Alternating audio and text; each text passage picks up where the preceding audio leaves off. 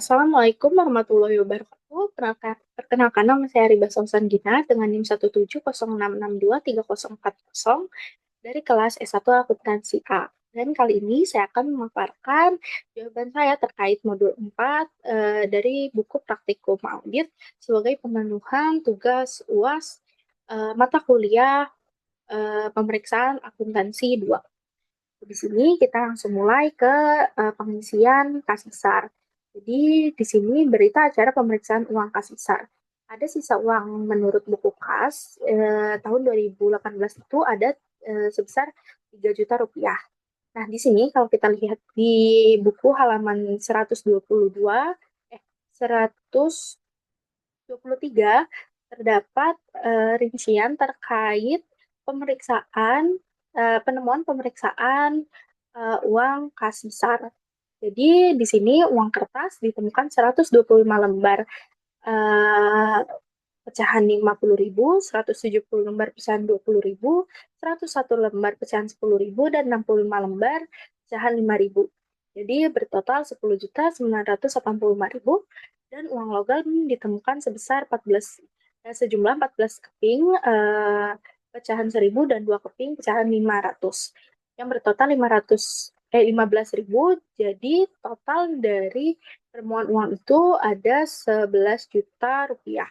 Di sini kita menemukan selisih lebih sebesar 8 juta karena sisa uang menurut uang kas itu kan ada 3 juta, sedangkan kita menemukan 11 juta. Jadi ada selisih sebesar 8 juta yang ditemukan bahwa selisihnya itu ini ada di buku halaman 124, di mana tertera bahwa selisih sebesar 6 juta rupiah merupakan milik PT Pelita, di mana uang tersebut digabung oleh kasir dan eh, selisih sebesar 2 juta merupakan uang tagihan dari PT Merdeka pada tanggal 7 Januari 2019. Kesimpulannya, atas selisih nilai buku perusahaan dan fisik ini, maka auditor harus memastikan koreksi pencatatan, mengevaluasi kontrol internal, dan merekomendasikan pemisahan aset serta pelatihan kasir untuk mencegah kesalahan yang serupa. Lalu selanjutnya ada pemeriksaan kas kecil, di mana menurut buku tahun 2018 itu terdapat sebesar 2 juta rupiah.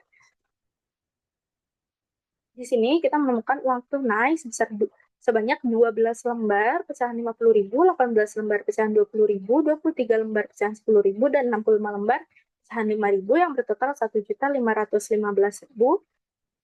Dan uang logam ditemukan 13 keping pecahan 1.000 dan 4 keping pecahan 500 yang bertotal 15.000. Dan di sini ada petty cash voucher sebesar 270.000, di mana jumlahnya menjadi 1.800.000. Tapi kan tadi sisa uang menurut buku itu ada 2 juta.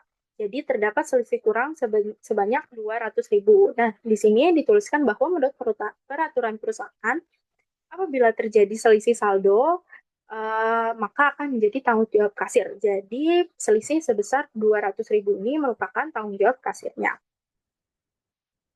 Selanjutnya, kita akan melakukan bank rekonsiliasi buku bank CAB, dan juga rekening koran bank CAB. Nah, di sini saldo menurut rekening korannya itu ada 4.391.410.000. Di sini kita menemukan setoran dalam perjalanan sebesar 20 juta yang belum dicatat oleh di rekening korannya. Jadi kita tambahkan dan dikurangi giro yang masih beredar sebesar 11 juta, di mana pada tanggal 26 Desember tercatat ada pembayaran utang PT Caraka yang belum tercatat di rekening koran. Jadi sekarang saldonya 13.391.410. Sedangkan saldo menurut pembukuannya itu ada 5.849.910.000. Nah, di sini ada penerimaan piutang, ditambah penerimaan piutang sebesar 10.600.000, di mana tercatat ada pembayaran dari PT Lestari yang belum dicatat, lalu ditambah jasa giro yang belum dicatat di pembukuan. Lalu di sini ada koreksi kurang catat sebesar 990.000 karena pada tanggal 3 Desember eh, itu ada pembayaran utang PT Berkat sebesar 100 juta 101.100.000 yang di buku dicatatnya 100.110.000.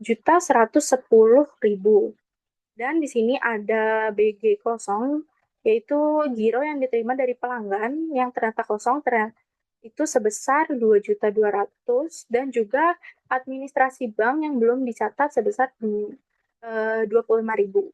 Sekarang saldo menurut